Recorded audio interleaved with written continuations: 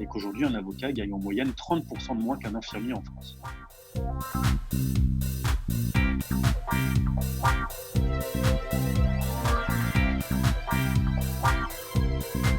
Je m'appelle Alexandre Dille, je suis cofondateur avec Aziz Benhamar d'une société qui s'appelle Lawintech, qui propose du document juridique qui a été rédigé par des avocats, c'est nous les avocats, hein, et on va faire ça à des prix de marché, c'est-à-dire beaucoup moins cher que des prix d'avocats.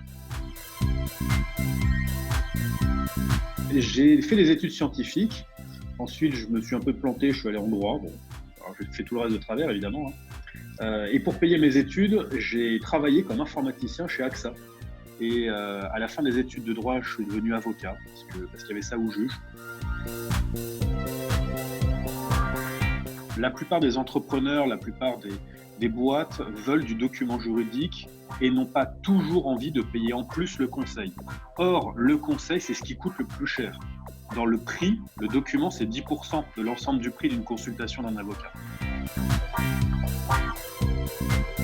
Le métier d'avocat, tel qu'il est parti, j'y crois de moins en moins, parce qu'aujourd'hui, on est taxé entre 70 et 80%, que tout le monde estime que c'est normal que les avocats payent, et qu'aujourd'hui, un avocat gagne en moyenne 30% de moins qu'un infirmier en France. Ça, c'est mon arrière-plan traditionnel que j'utilise dans tous mes Zooms avec mes clients, mes prospects, mes fournisseurs et mes teams. Ça me rend heureux, moi, ce genre de coup de fond. Eh ben, j'espère qu'il n'y en aura pas d'autres dans la série.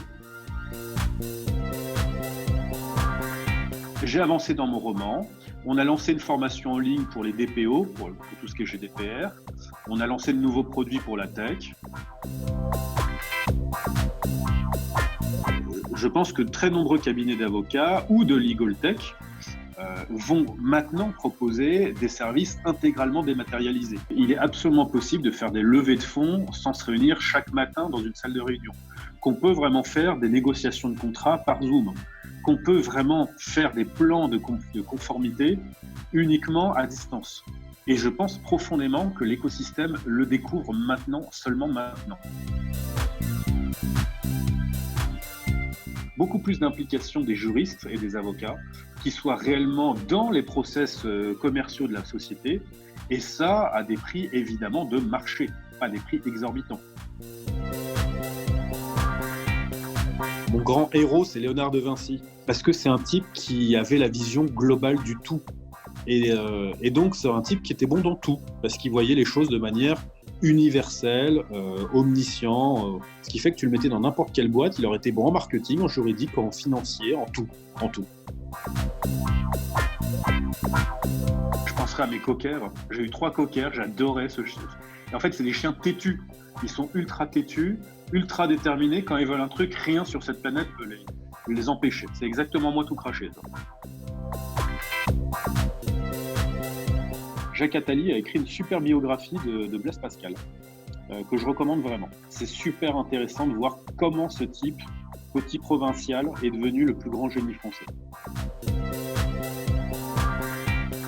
Il faut arrêter de photoshopper la barbe de notre Premier ministre. Mais non, plus sérieusement, il faut du pragmatisme de toute façon pour gérer une boîte, pour diriger un pays.